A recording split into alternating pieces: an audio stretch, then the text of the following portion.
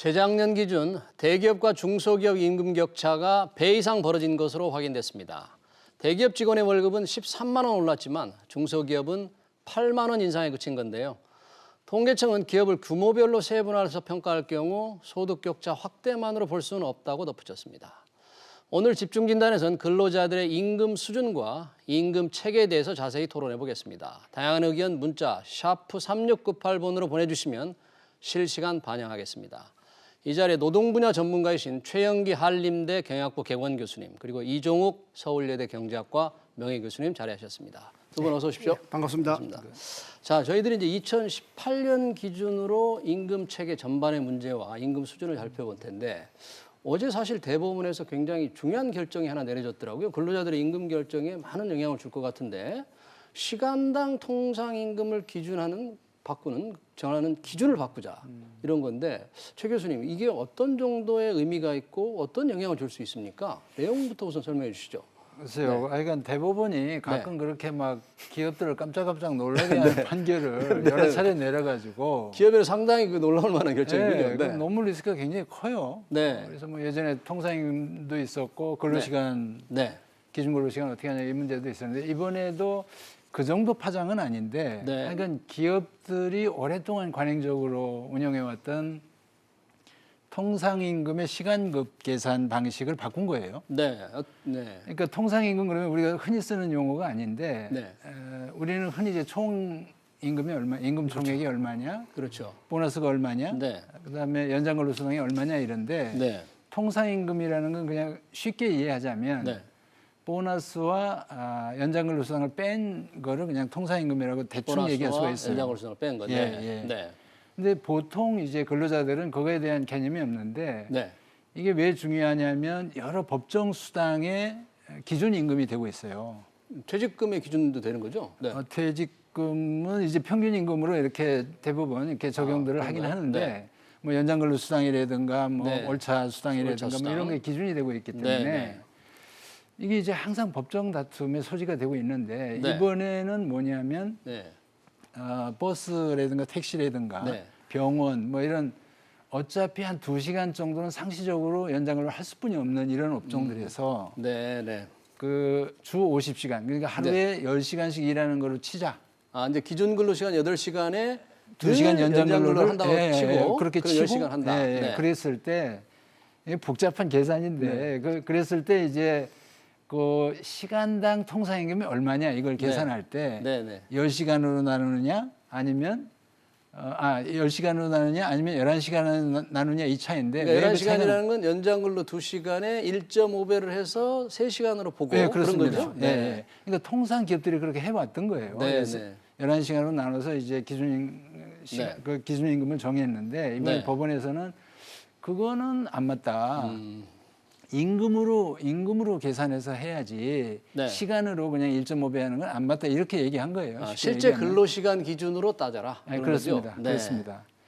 그래서 이게 이제 복잡한 뭐 법정 소송을 야기할 수 있고 많은 기업들한테 영향을 미칠 수 있는데 우선적으로 너무 그렇게 패닉할 정도까지는 아닌 것이 그러니까 상시적으로 그런 연장근로가 발생하는 업종이나 직종 이런 쪽들에 한정돼 있기가 쉽고 그런 업종이 주로 어떤 업종일까요? 서비스 업종입니다. 주로 얘기하면 그렇습니다. 뭐 간호사라든가 뭐 버스, 택시 기사, 운전직들 그리고 뭐 경비라든가 불가피하게 연장 근로가 발생할 수뿐이 없는 이런 그 부분에서 이런 이제 산식의 문제가 있을 수 있는데 그런 경우를 하더라도 그러니까 그 단체 협약이라든가 취업 규칙에 그럼에도 불구하고 시간당 통상임금은 얼마다 하고 이렇게 정해놨으면 이 법원 판결이 적용이 안 됩니다.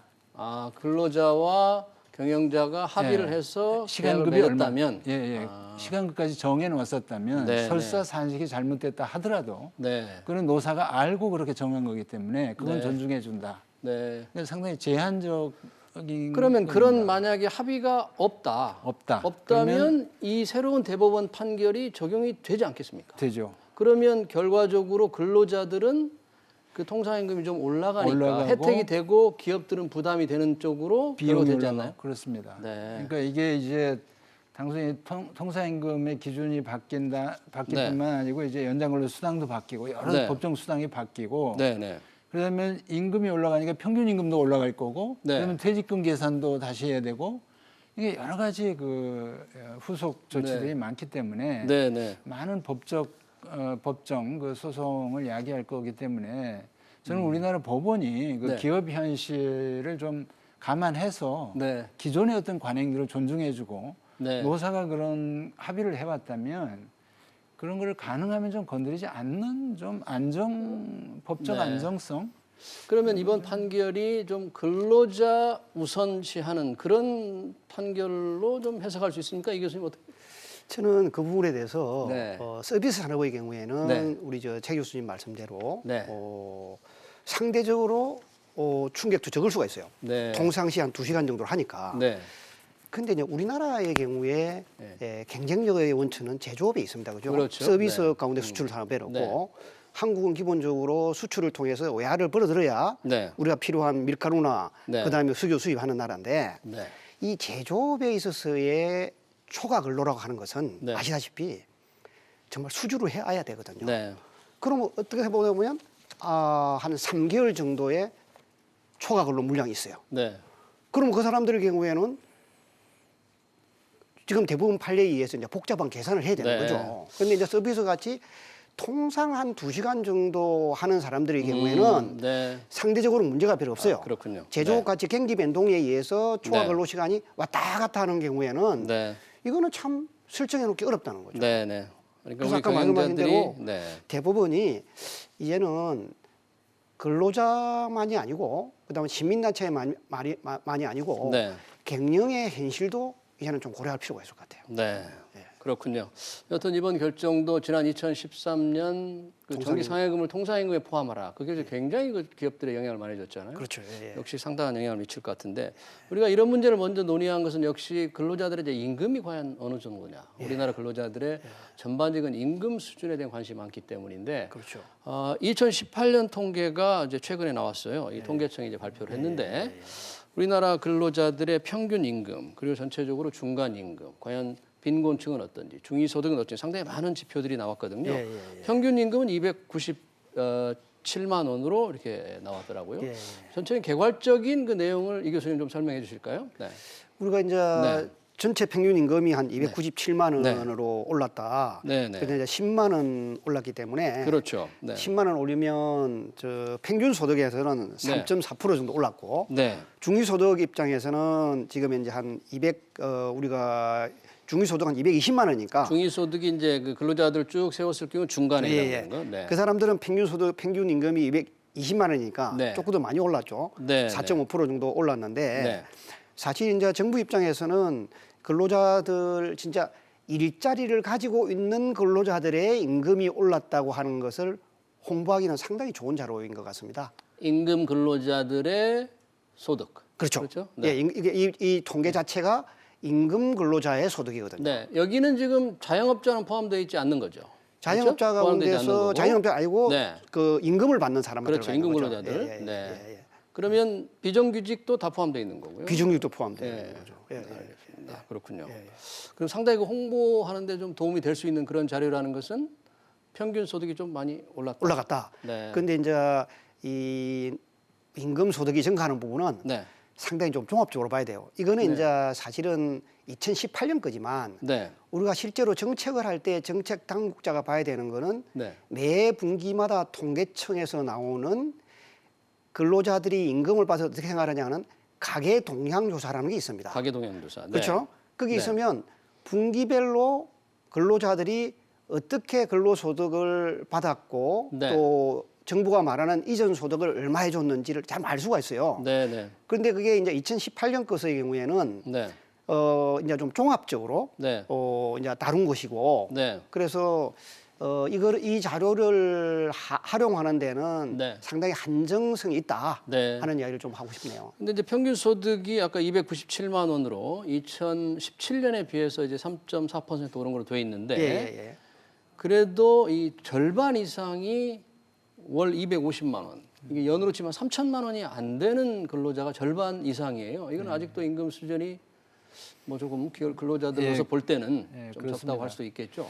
네. 그러니까 이거가 이제 비정규직들도 많이 포함돼 있고, 있고. 파타임도 들어가 있고, 들어가 있기 때문에. 그리고 30일 풀로 일 안 하고 뭐 중간에 기간제로 끊어졌다든가 이런 사례도 많이 있기 때문에. 그러니까 풀타임으로 정규직으로 한 달 내에 일했을 때 꼭 그런 거는 아닐 수 있어요. 그렇죠.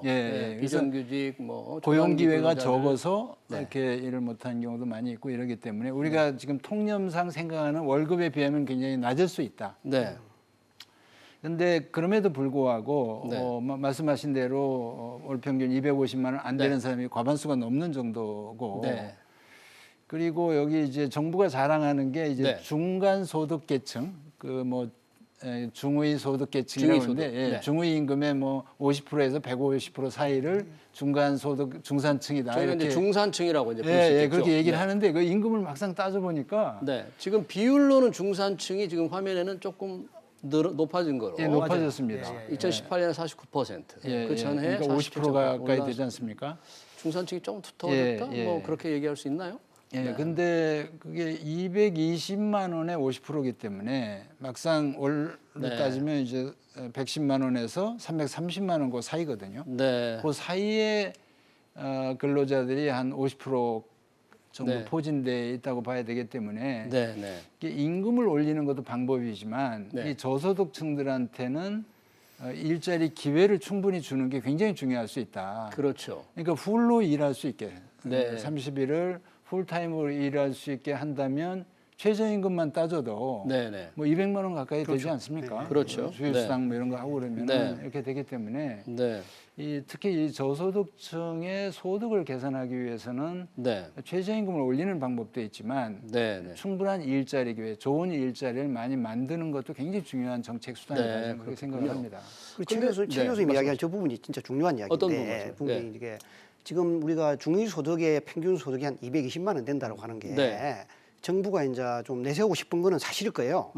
그렇지만 우리가 최저임금이 상승된 사람이 실제로 받을 수 있는 소득을 생각해 보면 최저임금을 갖다가 지금 이제 기준으로 생각해 보면 월 정규율이 한 180만 원, 190만 원 받거든요. 그러면 거기서 한 조금만 더 초과 근로를 하면 저 정도 받는단 말이죠. 그러니까 사실은 최저임금을 풀로 일한 사람들이 받는 소득에 비하면 저게 중위소득의 평균 소득이 그렇게 많다고 할 수가 없는 거예요. 많다고. 그렇죠. 그러니까 그냥 우리가 절대적인 숫자를 나누고 보면 저 숫자가 대단한 것 같고 그다음에 정부가 말하는 대로 49% 오른 건 크지만 최저임금이라고 하는 것을 비교 기준치로 딱 갖다 놓고 보면 그렇게 많이 오른 것은 아니지 않느냐. 지금 아까 통계를 보니까 우리가 이제 그 중간 소득의 절반이 안 되는 50% 중위소득 50% 이하인 우리가 말하는 이제 빈곤층은 또 약간 낮아졌어요. 저 화면을 보니까 2018년 20.4% 그러면 조금 뭐 소득 그 못 받는 사람들이 좀 나아진 건 아닌가? 뭐 이렇게 그렇게 할 수 있죠. 좋아진 게 아닌가? 이렇게 해석도 할 수 있나요? 그렇게 이제 말하는데 저게 이제 그렇게 말을 할 수 있지만 저거는 지금 이제 시간 근로를 포함해서 임금을 받는 사람들에 대한 그 대상으로 조사를 한 거거든요. 근데 실제로 뭐 우리가 경제활동 참가율 가운데서 실업률이 상당히 높단 말이에요. 일자리를 못 찾는 사람이 많단 말이죠. 혹시 저게 그 최저임금 올리는 데 따른 플러스 효과 그런 거 볼 수 있을까요? 최저임금 올리는데 그렇죠. 네. 일자리를 가진 사람들은 최저임금의 플러스 효과는 분명히 있을 겁니다. 그렇기 때문에 이제 일자리를 못 가지는 사람들은 저기 해당되지도 않아요. 그리고 또 이제 그런 사람, 그러니까 예를 들어 최저임금 올려가지고 잘린 사람들, 고용시장에서 밀려난 사람들은 지금 포함이 안 돼 있기 포함 안 때문에 되어 있죠. 그런 문제는 있는 거죠. 그렇죠. 그런 문제가. 또 하나 이번 통계에서 중요한 게 보니까 대기업과 이 중소기업의 임금 격차던데요. 여전히 그 절반, 여전히 절반 수준에 못 미치고 있어요. 우리나라의 중소기업과 대기업의 임금 격차가 획기적으로 이렇게 벌어진 게 어떤 시점과 어떤 계기가 있었습니까? 이게 뭐 역사적으로 보면 87년 그 노동자 대투쟁, 노동조합이 확 진출할 때 그때 한번 벌어졌고 97년 외환 위기를 겪어가면서 또 한 번 확 벌어졌고 그리고 2008년 세계 금융 위기를 거치면서 또 한 번 벌어졌어요. 그러니까 경제 위기가 한번 닥칠 때마다 그리고 경제 어떤 쇼크가 왔을 때마다 격차는 오히려 확대돼 왔다. 결국 중소기업의 타격이 더 그렇습니다. 크게 작용을 한다. 그러니까 그거는 그 기업들이 어떻게 보면 국제 경쟁에 노출돼 있는 대기업들은 비용을 줄이지 않으면 자기가 살 수가 없기 때문에 비용을 줄이기 위해서 비정규직을 쓰거나 아웃소싱을 하거나 이렇게 자꾸 빼는 거거든요. 그래서 위기 때마다 그런 걸 해오다 보니까 이제 우리나라 그 글로벌 기업들은 굉장한 어떤 경쟁력을 갖추고 뭐 세계적인 기업이 됐지만 그리고 생산성도 상당히 높아요. 사실은 임금도 높긴 하지만 생산성도 대기업들은 높습니다. 근데 중소 하청 기업들로 내려가면 생산성도 굉장히 낮고 임금도 갈수록 이게 악화돼 가고 그리고 정규직하고 비정규직하고 임금 격차도 확대되어가는 추세고. 그래서 이런 어떤 양극화 양상, 노동시장의 이중구조 양상이 이게 그냥 방치하기 어려울 정도로 굉장히 심화돼 있다. 이렇게 평가가 되고요. 그래서 그거를 이제 좀 고쳐보겠다고 정부가 최저임금 정책, 뭐 비정규직의 정규직화 정책을 들고 나왔지만, 그렇죠. 이 정부 들어서요. 사실은 근데 정부가 그런 어떤 행정 조치나 명령을 통해서 할 수 있는 건 굉장히 제한적이거든요. 일시적이고. 그래서 이런 노동시장 구조를 그 대중소기업 간의 임금 격차를 좀 완화할 수 있는 그 시장적인 메커니즘, 시장 내에 어떤 뭔가 그런 어떤 격차를 줄이는 다이나믹스를 만들어줘야 되는데. 근데 이제 그 부가가치, 국제 경쟁력과 이 부가가치 생산성 향상에 따라서 대기업들의 이제 임금도 높지만 대기업들의 경우에 이 노조가 대단히 강하지 않습니까? 그렇죠. 상당히 경직적인 건데 그 대기업 쪽에서 약간의 조금 양보하는 듯한 그런 것도 좀 필요하지 않을까요? 어떻게 보십니까? 이게 이제 우리 헌법에 보장되어 있는 자유와 시장 경제 원리의 입장에서 보면 정말 우리 사회자님 말하는 어떤 그런 포용적 양보라는 건 진짜 쉽지는 않고요. 아까 우리 최영기 교수님 말씀하시는 것 가운데 제가 보완적 설명을 코멘트를 한다면 딱 한마디로 보면 협력사 하청기업에 안 주고 대기업이 직접 하면은 하청기업에 있는 분들의 월급도 올라가는 거 아니겠습니까? 그렇죠. 그렇잖아요. 심플하게. 그러면 이 왜 대기업들은 하청기업의 협력에게 이 공사를 이 생산을 맡기느냐? 기본 원리가 있습니다. 대기업이 하청기업에 맡겨서 10에서 20%를 딱 줄여주시면 하청비 넘어가는 거예요. 그럼 한번 생각해 보세요. 영업이익 자체가 벌써 10% 올라가잖아요. 올라가는 거죠. 그럼 또 그 다음에 1차라고 갔죠. 근데 대기업 1차로 생각하면 2차로 또 가죠. 그 다음 2차도 또 마찬가지인 거예요. 이 사람도 또 10에서 20%만 들어갈 수 영업이 올라가니까 또 내려가는 거예요. 그게 한 3차로 가면 50% 정도밖에 될 수 없지 않습니까? 그런데 우리나라의 전체 제조업의 경우에 대기업의 위탁 수주를 인해서 생산하는 것은 전체 제조업 가운데서 약 49% 정도 됩니다. 나머지 50%는 독립 제품을 생산하는 곳이에요. 그러니까 하청 구조로 가지고 있는 경우에 3차나 4차 내려가면 50%밖에 안 되는 거는 이 서플라이 체인의 맥락에서 보면 피할 수 없는 거예요. 그러면 서플라이 체인의 맥락에서 피할 수 없는 부분을 아까 우리 사회자 말씀대로 정부가 여기에 어떻게 도와줄 것인가 하는 거는 역할이지 시장 메커니즘에서 움직이는 3차로 가면 50% 되는 부분은 정부가 해줄 수가 없죠. 정부가 할 수 있는 데는 한계가 있는 거죠. 그렇죠. 어떻게 아무리 최저임금을 올린다고 해서 당장 중소기업들은 굉장히 힘든데 쉽게 되는 일은 아니죠. 아까 말씀하신 대로 그 대기업 노조들이 우리나라 대기업 노조들이 좀 전투적이잖아요. 굉장히 투쟁적이고 상대적으로 그런 이제 성향들이 있는데 그러니까 그것의 노사 안정이나 생산 안정을 얻는 방법이 임금을 이렇게 줘가지고 달래는 거죠. 그리고 그걸 약간 노사관계 전문가들이 얘기할 때는 대기업 노사가 자기들만의 안정과 임금 인상을 위해서 담합을 한다 이렇게 이제 표현들을 해요. 근데 그 부담을 결국은 협력사나 비정규직들한테 넘겨온 거 아니냐. 근데 우리 이거 저도 이 이야기를 한번 꼭 하고 가야겠는데 우리 노동조합에 있는 분들이 한번 꼭 좀 들었으면 좋겠는데요.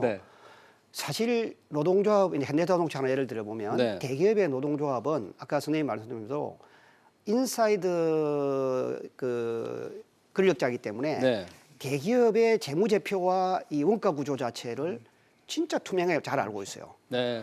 그럼 이 사람들이 임금 인상할 때 자기 이익을 자기의 조합원의 이익을 최대화시키는 데까지 올립니다. 네, 노조가 이제 원래 그렇죠. 네, 네. 그러면 이제 아까 말씀하신 대로 1차, 네. 2차, 네, 3차 네. 내려갈 때는 네. 전부 입찰을 붙여보는 거예요. 아, 그렇군요. 네. 그러니까 이 우리나라의 노동조합이라고 네. 하는 분들이 자기들이 태할 수 있는 스테이크를 이익을 다 취하고 나서 네. 지금과 같이 최저임금으로 입찰로 가버리면 이거는 정부가 어떻게 할 수가 없어요. 그렇죠. 정부로 하여금 노조에게 1차, 2차, 3차에 네. 정당한 가격이 뭔가라고 하는 거를 공시를 해서 네. 노조에게 프레스를 가지 않으면 네.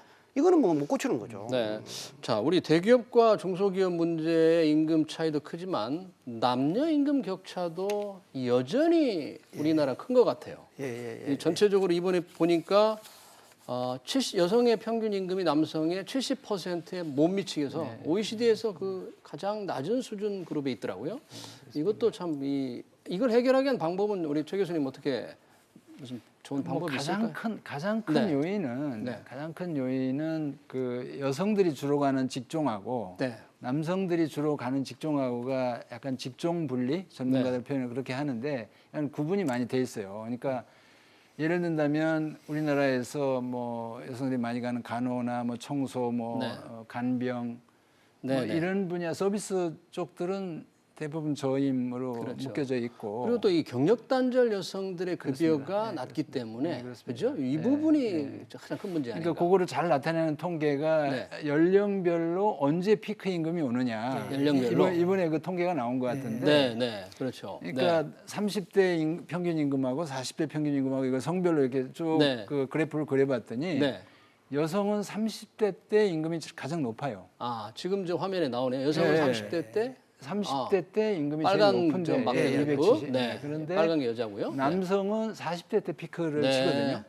그러니까 이거는 어떤 생산성 연령별 생산성 곡선으로는 보면 대개 40대 때 피크다 이런 거는 뭐 상식적으로 대부분들 그렇죠. 납득들을 하잖아요. 남자는 그렇게 되는데 여성들은 그게 대개 경력 단절을 30대 중반에서 40대 중반 이때 경력 단절을 많이 하고 경력 단절이 이루어지는 거죠. 그러니까 출산 후 경력 단절이 이루어지고 다시 취업했을 때는 전보다 못 받는 그런 문제죠. 옛날 그 자리로 잘 못 가고 그렇죠.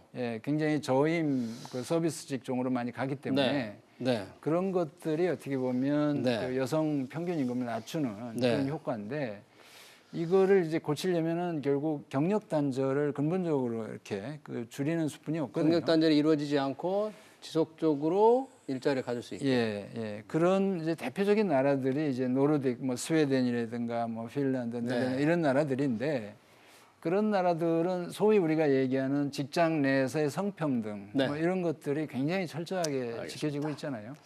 네, 이번에 이제 임금 이 통계를 또 보니까 이 연령별로 이제 잠깐 우리 최 교수님도 말씀하셨지만 연령별이 높아서 이 우리나라의 이 호봉제 문화, 기업의 이 연봉제 문화 이것도 많이 고쳐야 되는데 마침 지금 공공기관들이 이 많이 직무급제로 지금 바꾸려고 노력을 하던 그런 모습이 보이던데 이게 우리나라 임금 구조라든지 노동시장 문제에 많은 변화를 주지 않을까요?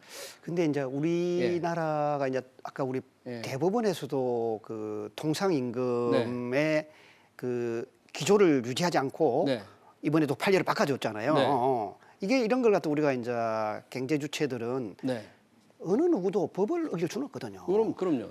사실 이런 것 자체가 우리는 뭐라고 하냐 법률 리스크인데 법률 리스크를 만들수록 중소기업들은 더 어려워집니다. 네. 아무래도 중소기업들은 대응하기가 쉽지 않기 때문에 쉽지 않지 않겠습니까? 그러니까 사실 우리 이런 문제에서도 보면 우리는 all or nothing. 이것 아니면 저것을 택하려고 그래요. 그러면 전 세계에 직무급만 가지고서 하는 임금 체계를 가진 나라가 있느냐? 전문가한테 물어보면 그런 나라 하나도 없어요.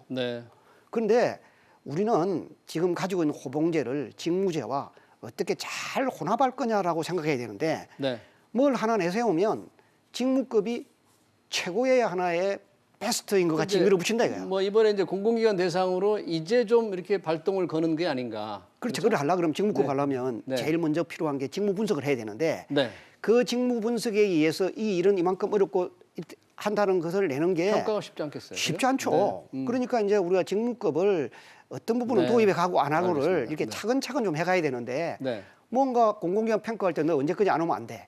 그럼 그게 뭡니까? 노사 갈등을 만드는. 이게 공공기관 평가 때문에 하는 면도 있을 것 같습니다. 그렇죠. 네. 예. 최 교수님, 이 직무급제 도입이 과연 어떤 의미가 있고 우리나라의 경우에 어느 정도 이게 좀 잘 정착을 시켜야 될지 그래서 한 말씀 좀 부탁합니다. 네. 우리나라 노동시장 경직성의 여러 측면들이 있는데 사실은 많이 얘기 안 되지만 그 임금 체계의 경직성이 가장 큰 문제라고 저는 봅니다. 공기업이라든가 대기업은 정규직들이 대부분 연공서열제로 임금이 책정이 되고 승진도 거기에 따라서 되기 때문에 우리 지금 같은 고령화 시대, 그다음에 저성장 시대에 들어오면 기업들이 그 노동 비용을 감당하기가 어려운 거예요. 그렇죠. 그러니까 자꾸 조기 퇴직을 통해서 밀어내고 그렇죠.